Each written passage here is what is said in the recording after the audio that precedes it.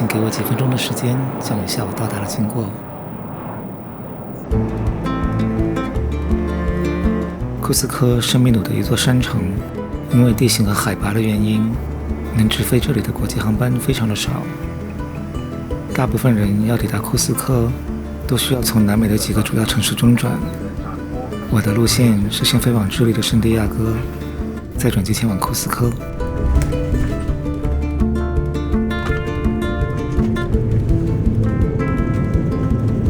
伴随着轰隆一声，我终于第一次踏上了南美洲的土地。那个时候的心情还是非常的兴奋。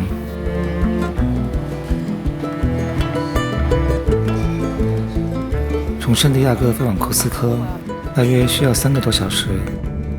飞机也顺利的按时起飞了，开始朝着我期待已久的地方前进。当天库斯科上空的天气非常糟糕，飞机无法安全降落，一直在山城的上空盘旋。窗外除了厚重的云层之外，什么都看不见。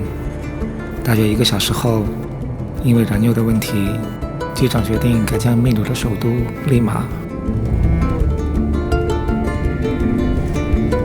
就这样，伴随着轰隆的一圣，我第2次踏上了南美洲的土地。原来的航班是从圣地亚哥直飞 Cusco。现在刚刚飞到 Cusco 的时候，一个转向飞来了利马，所以我现在人是在利马的机场。想说什么？Please remain seated till we get more information for the flight. Thank you.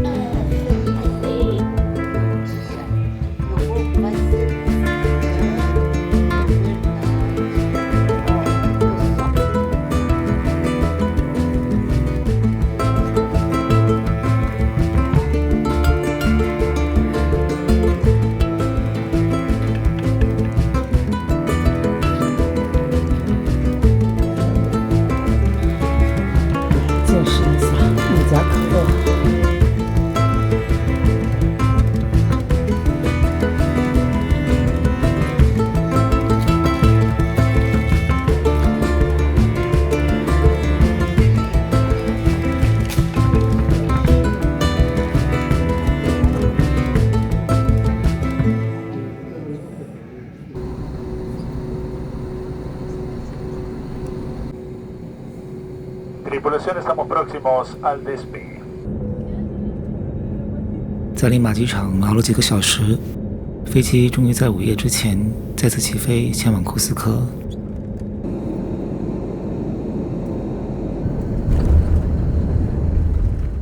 伴随着轰隆的一声，我第3次踏上了南美洲的土地。这次我终于真正的抵达了这里。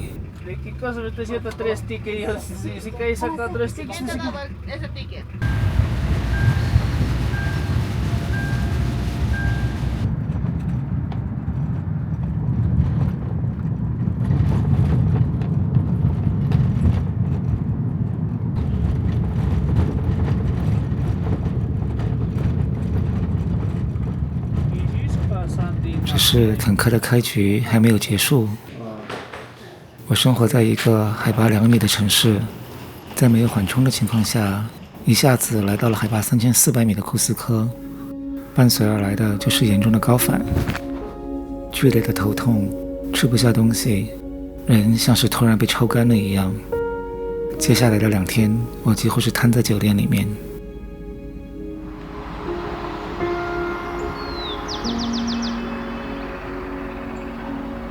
你知道吗？高反的药是需要提前1到2天吃才有用，但很显然我知道的有点晚了。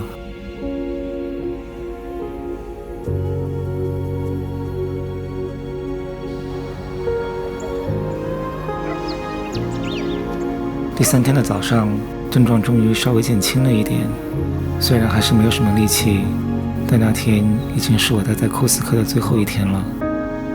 为了亲眼看看这个期待了很久的地方，在补充了一点能量之后，我还是硬撑着出门了。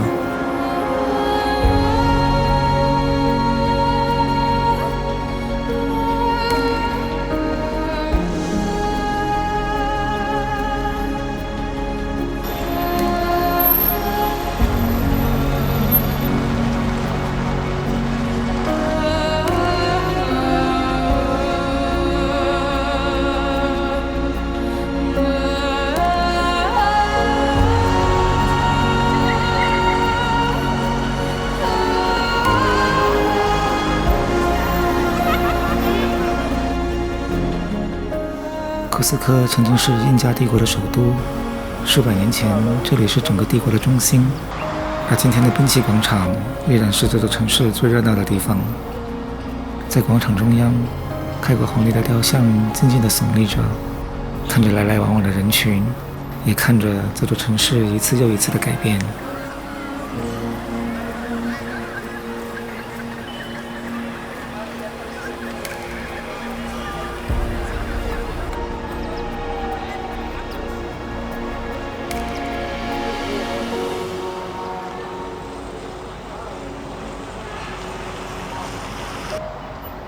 广场周围车水马龙，熙熙攘攘，但总能找到一些安静的角落，静静地看着阳光洒落在石墙与拱廊之间，似乎眼前看到的还是几百年前留下来的影子。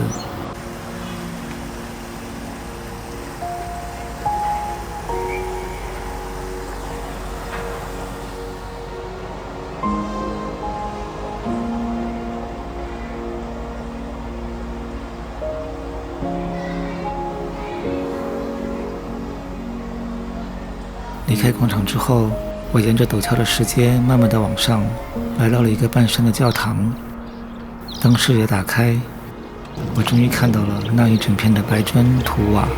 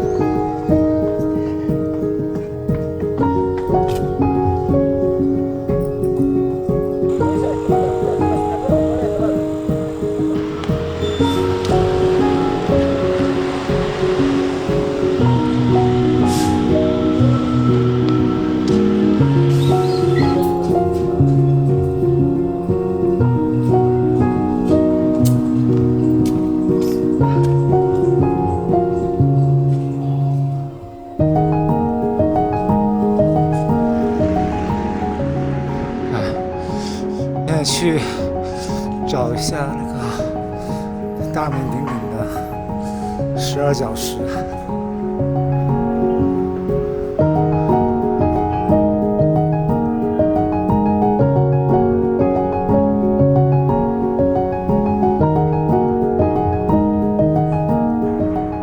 好像不是，再找一下。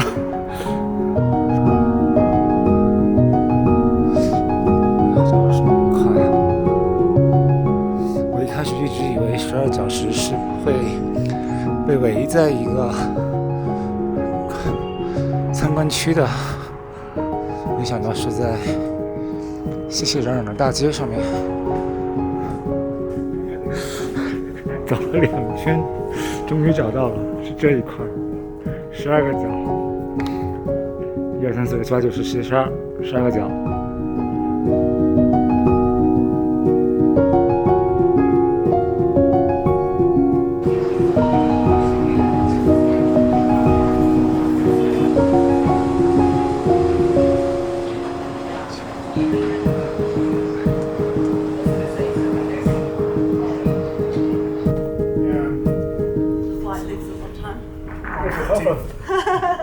Ah, very nice. Doing a selfie. Doing a selfie? Of course. Everybody does selfies.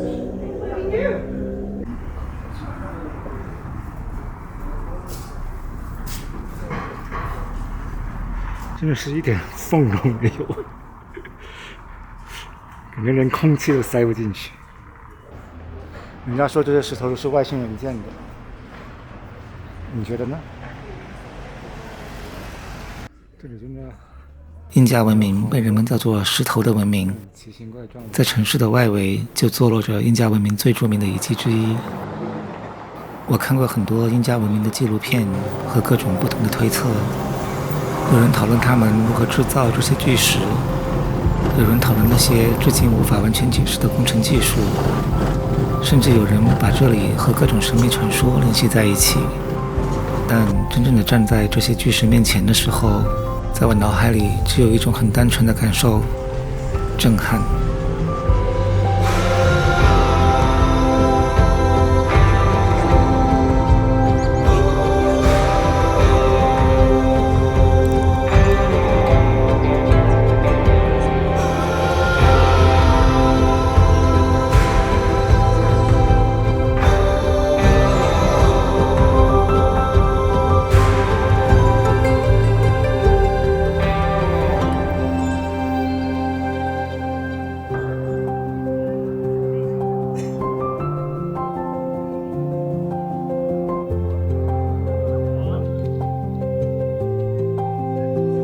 影片很难呈现它真正的尺度，那些重达数十吨的巨石被精准地拼接在一起，直到今天依然牢牢地耸立在这片高原之上。那一刻，我忽然理解了自己为什么一直对这些文明和传说如此的着迷。或许我真正感兴趣的从来都不是答案，而是面对未知的时候产生出的那种渺小却又丰富的想象力。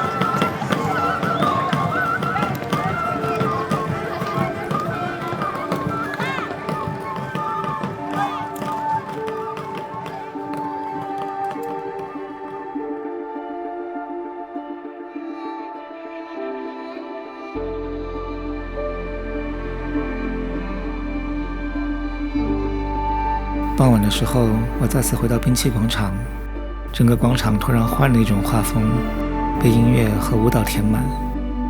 一群群小学生拿着传统道具，认真地完成每一个动作。对游客来说，这也许只是一种表演，但对他们而言，那更像是一种记忆的延续，一代又一代，把属于这片土地的故事继续传下去。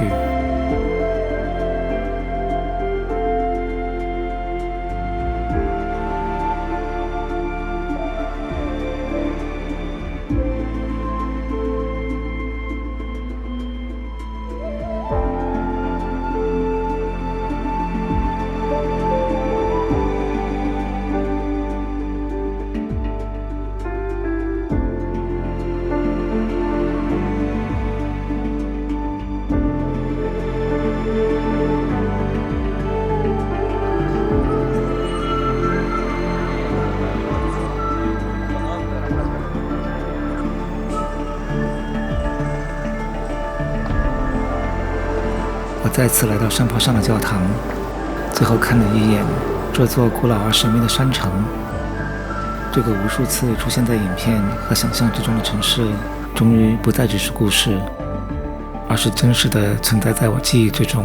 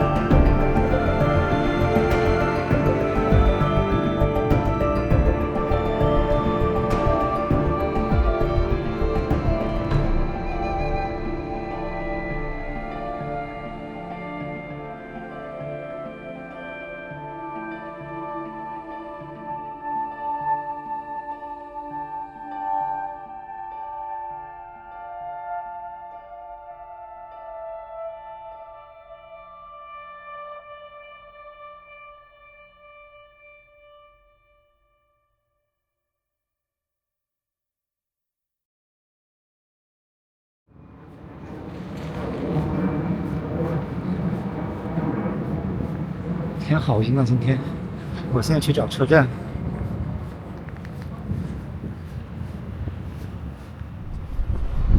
前面在左转。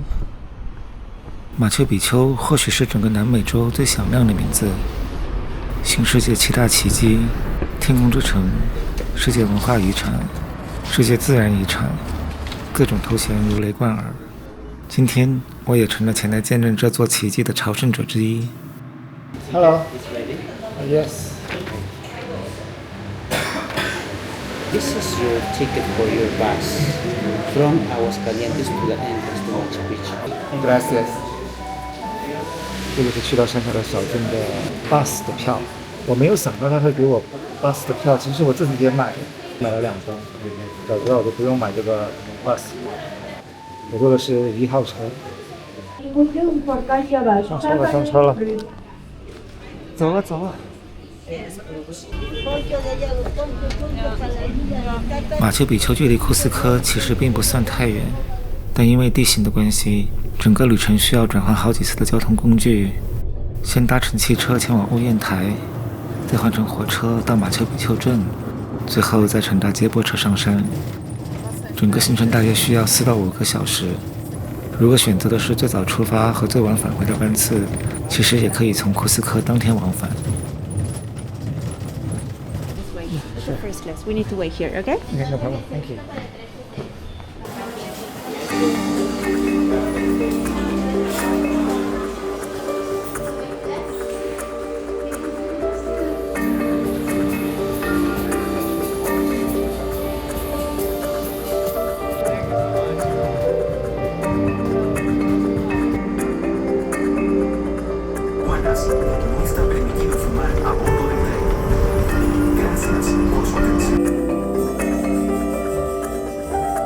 马丘比丘所在的山谷没有公路可以直接抵达，火车因此成为了大部分游客唯一的选择。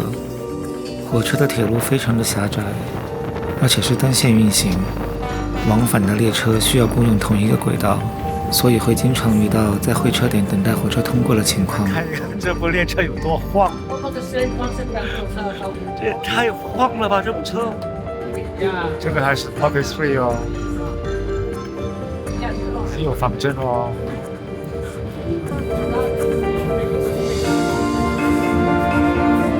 火车会沿着乌鲁班巴河一路向前，进入安第斯山脉的深处，在旅途的终点就是山谷中的马丘比丘镇。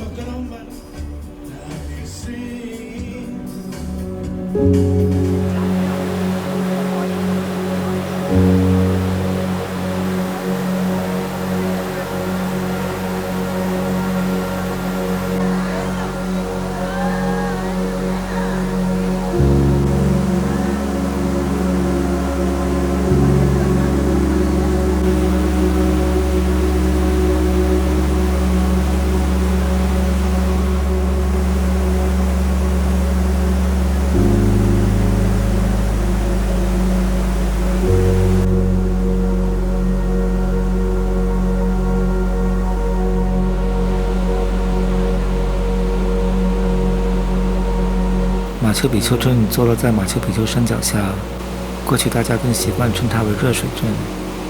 现在秘鲁政府已正式将它更名为马丘比丘镇。整个小镇似乎都是为了马丘比丘而存在，酒店、餐厅、旅行社、纪念品店，所有的一切都围绕着山上的遗址运转。在镇子上最常看到的画面，就是每天源源不绝等待上山的人潮。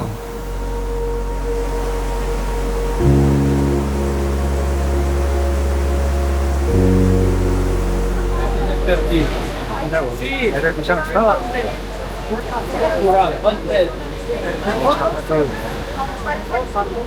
去一趟马丘比丘真的太不简单了，且走且练习吧。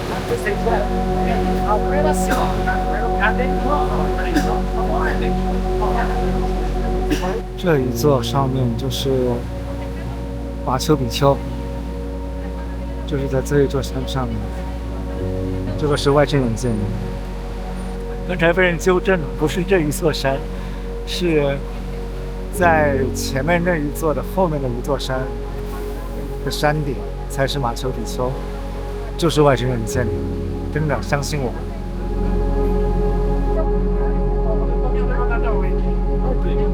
要上巴士了。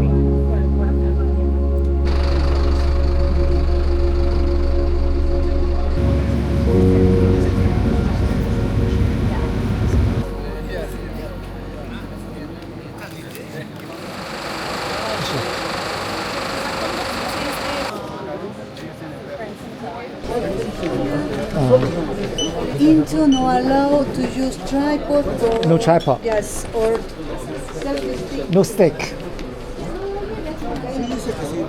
进入马丘比丘对携带的物品有不少的限制，对我影响最大的大概就是不能携带和使用三脚架，所以我干脆找了一位导游同行，在需要的时候也能帮我拿一下相机。Like a calendar, yeah? December is there. The next mountain, January, February, March, April, May, June, right there. And above the mountains, there with the clouds, June. Then back, July, August, September, October, November, again December. Huh? Like that. So the mountains show us a calendar, a sun calendar.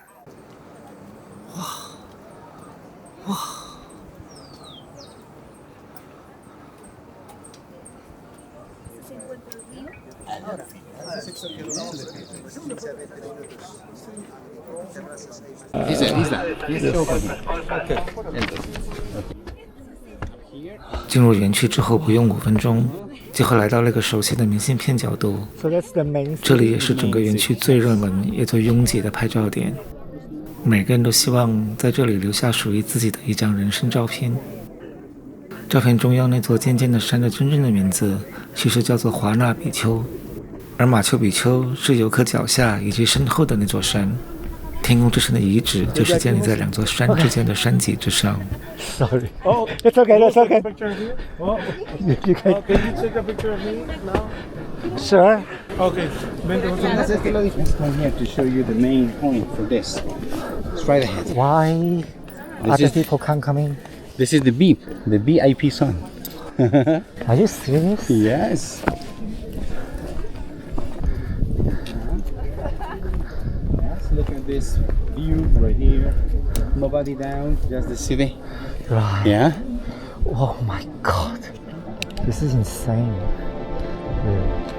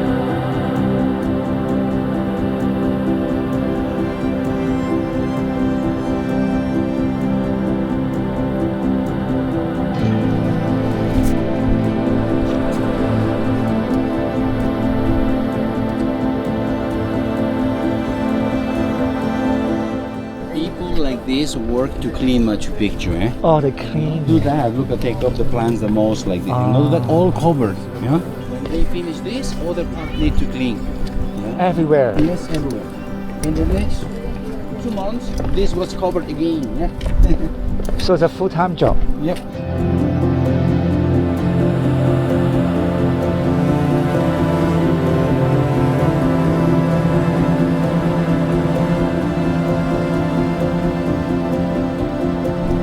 Oh my god.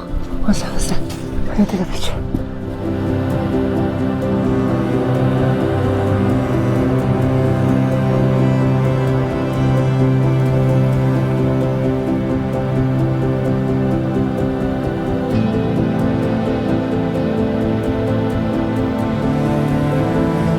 How many of them in here? 16. 16 llamas. Awesome.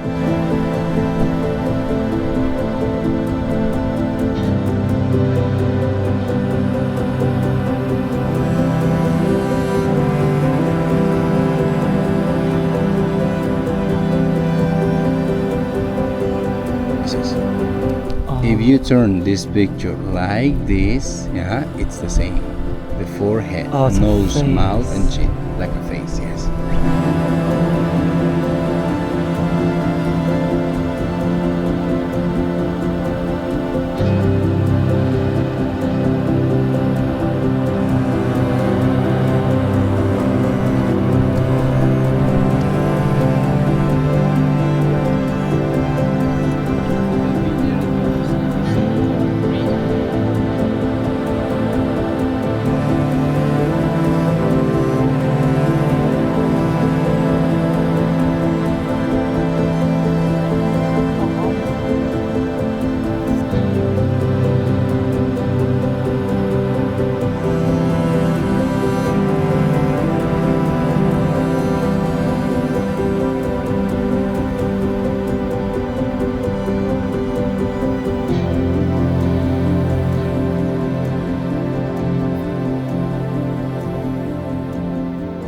哦。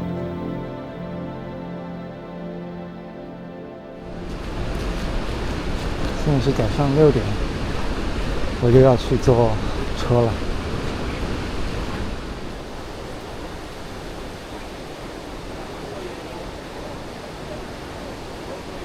这么辛苦才来到马丘比丘，怎么能只进去一次呢？所以第二天的一早，我打算再进去一次。马丘比丘的门票有严格的进入时间的限制，所以需要提前1个小时在山下排队坐车。而每天从早到晚络络不绝排队的游客，也成为了这里独特的风景。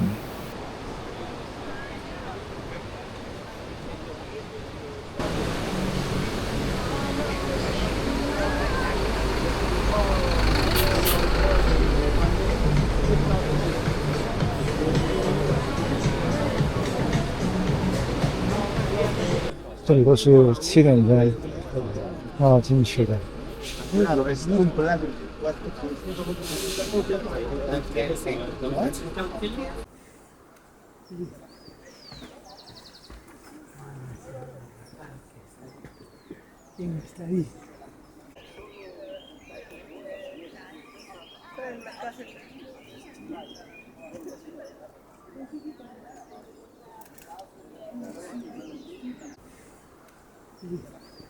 昨天走的是最经典的2号线，今天的目标是登顶马丘比丘山，也是园区里面海拔最高、难度最大的徒步路线。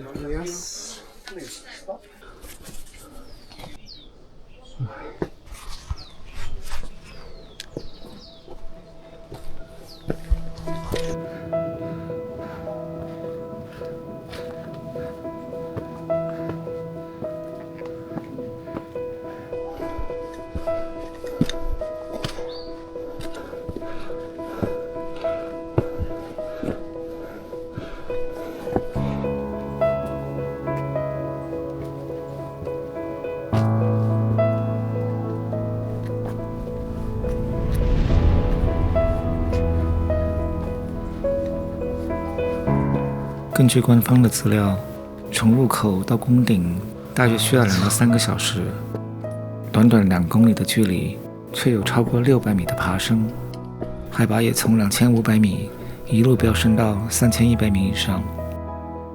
脚下是数百年前印加人留下的石阶，眼前则是仿佛没有尽头的上坡，再加上高海拔带来的缺氧，这大概是我走过最痛苦的一段爬升。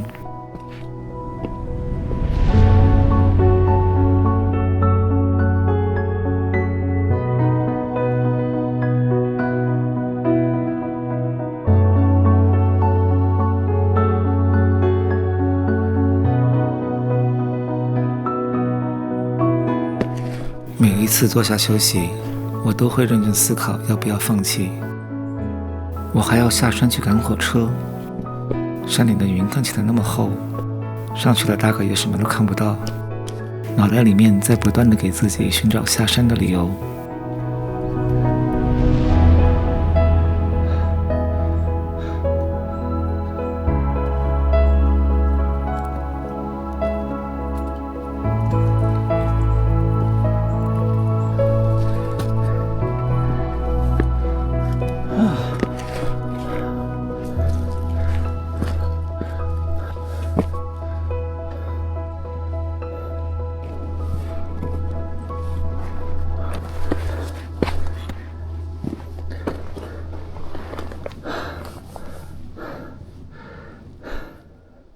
怎么样？要不要一鼓作气，把最后这个坡爬了？来吧，走。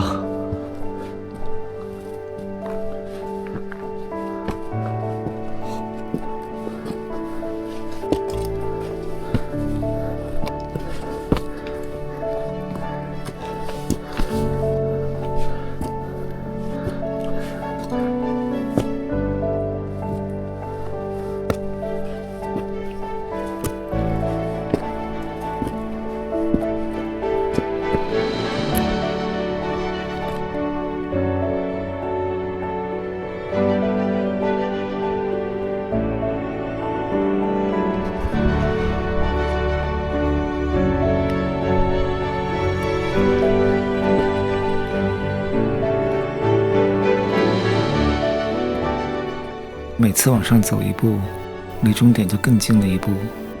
当走到某个点之后，就会突然发现，已经找不到可以放弃的理由了。Almost there. This is the last one. It's there. It's like it's really the last 2 minutes running. Thank God. Good luck. Enjoy the view. Thank You're you. almost done. Thank you very much. 当我第一次看到平地的时候，我终于来到了山顶。到。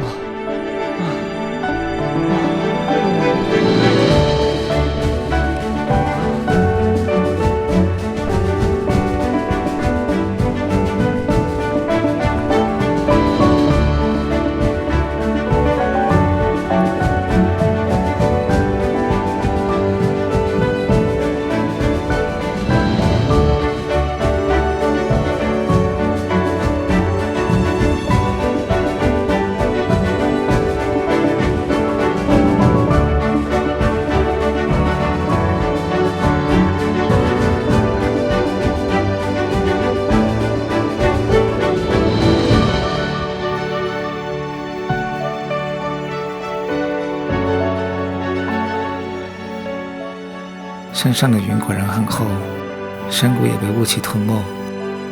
不过既然我已经爬上来了，我还等不起吗？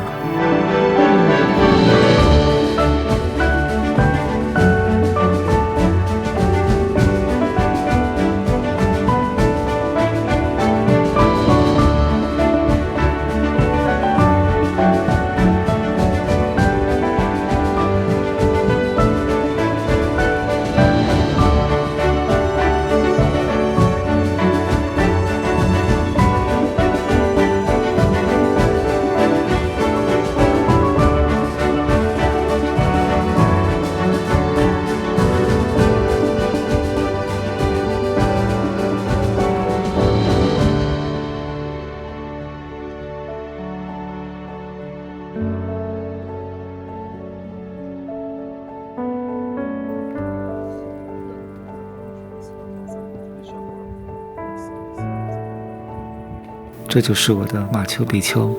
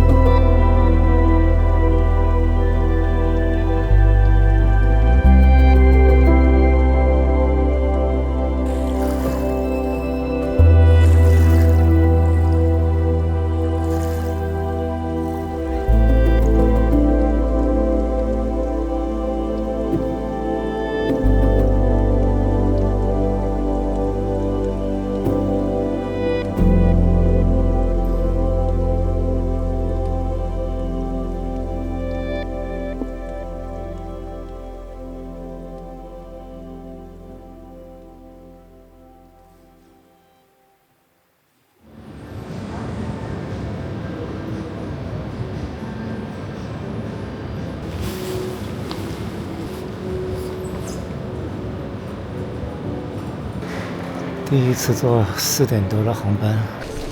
For here.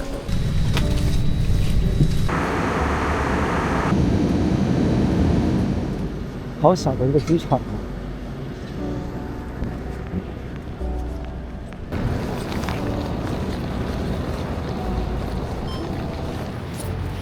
此经波折，终于还是到了。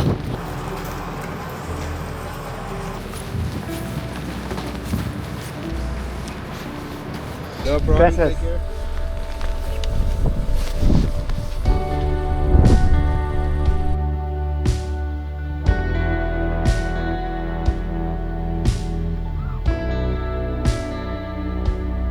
在纳塔莱斯港做了简单的补给之后，我便开车前往智利南端的百内国家公园。这里也是巴塔哥尼亚最具代表性的地区之一。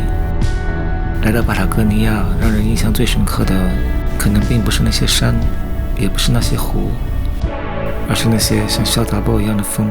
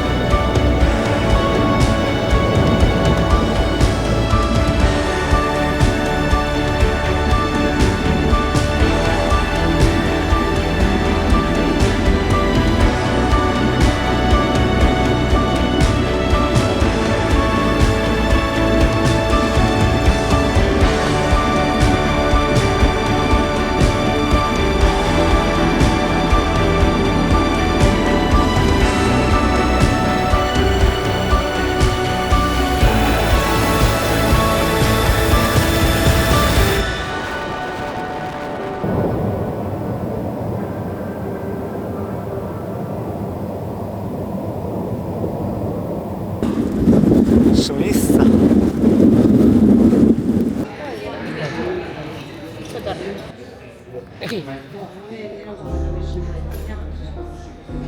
来，这是我今天吃的晚餐。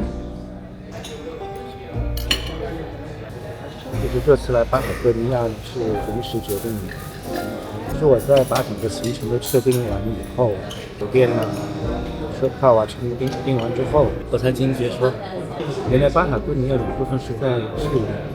我一直以为巴塔哥尼亚是在阿根廷，因为我的东海都是在智利中转的。我就想，那我就干脆来巴塔哥尼亚好了。那原来是计划去，不，原来是计划去那个玻利维亚看那个盐湖，后来就把玻利维亚取消了，就改成了百内国家公园。所以为什么前面要转这么多次飞机？前面后面的时间全部都定得很死，所以我只能买当天要过来的机票。因为在巴塔哥尼亚这个机场非常的小，所以它每天的航班不多，这个转机的时候是受到了很严重的限制。最快就是坐这个3程班的。那明天就是在巴塔哥尼亚的最后一个全天，其实应该待更多天，因为太大了这边，而且有天气的考量，有一些预算给快点提前今天这样子，但就是没办法。就如果我一早知道我要来巴塔哥尼亚的话，我会把假期再拉长一点。我觉得没有什么人会像我一样这么远的巴塔哥尼亚，然后2天就走不来。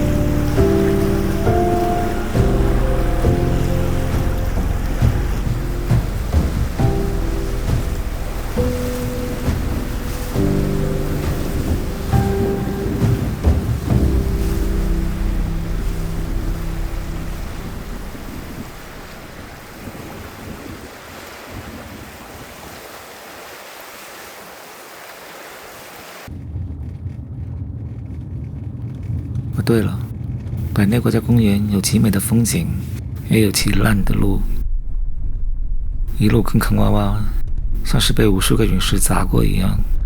而我也在这里第一次遇上了爆胎。哇，被人烤一烤，把它想走。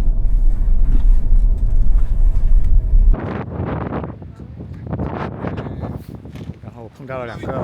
就在我忙着和租车公司联系的时候，刚好有2个人开车经过，他们停了下来，很好心的帮我换好了备胎。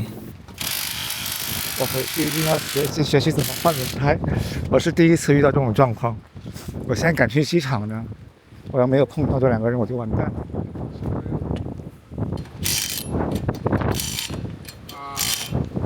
Look at the speed. 80. Yes, Okay. max speed.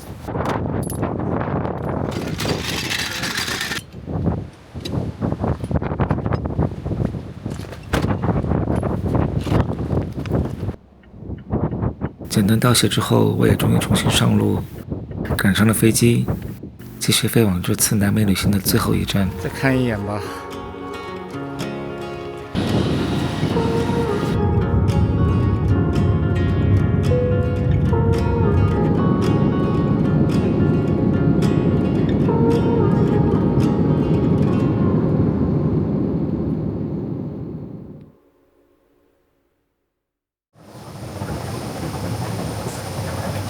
太热了吧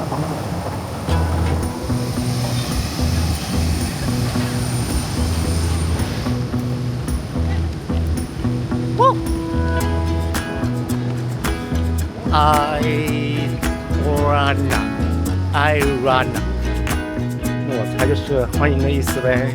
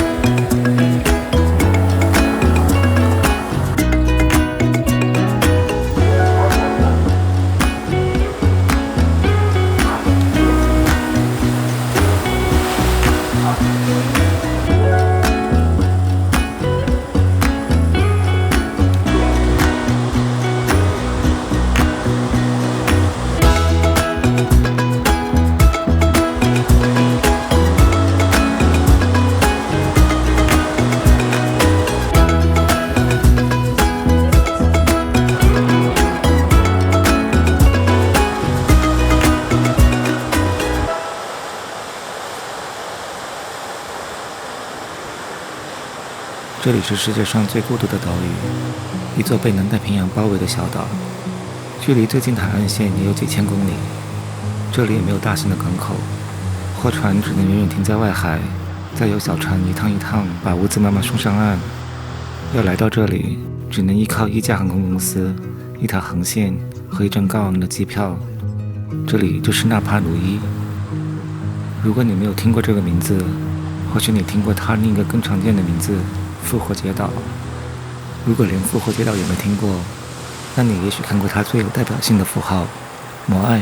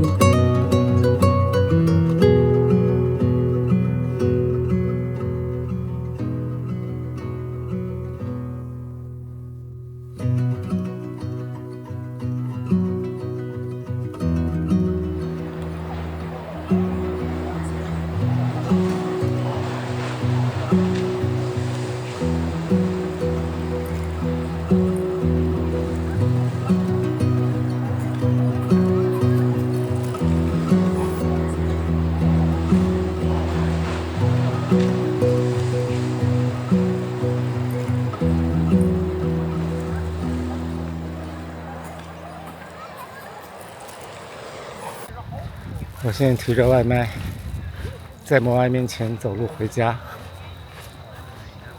这画面合理吗？这也太不协调了，这个画面。哇！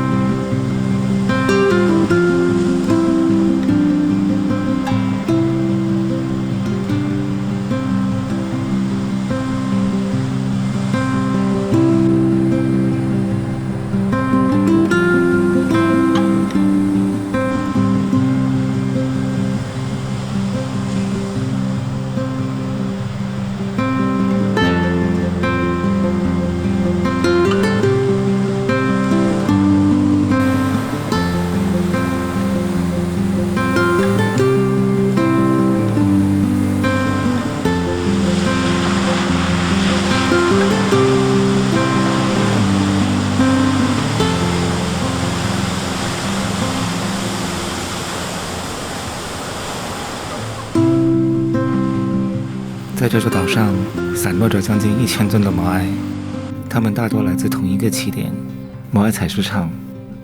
山坡上还留着几百尊没有完成的石像，有些刚凿出大致的轮廓，有些还连在岩壁里，就只差最后一步就能被带往岛上的另一个地方。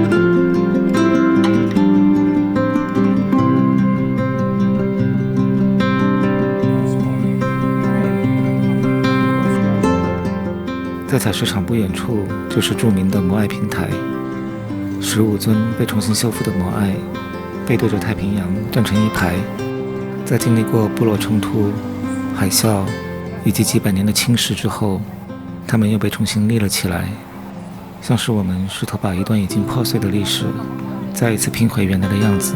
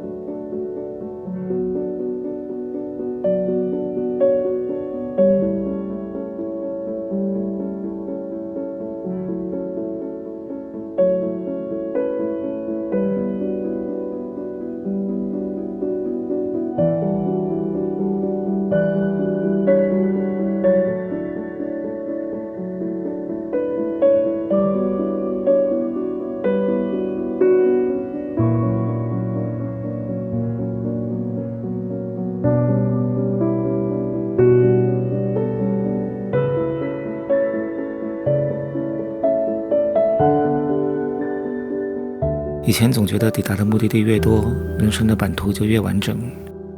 看着那些沉默了几百年的石像，我也不可能看清这个世界所有的全貌，也无法填补生命里所有的空白。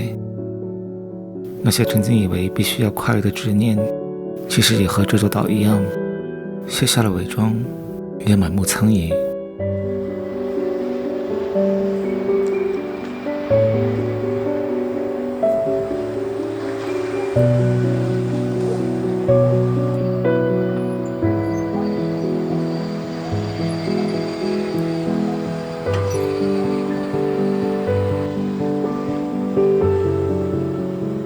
这趟南美的记录到这里就结束了。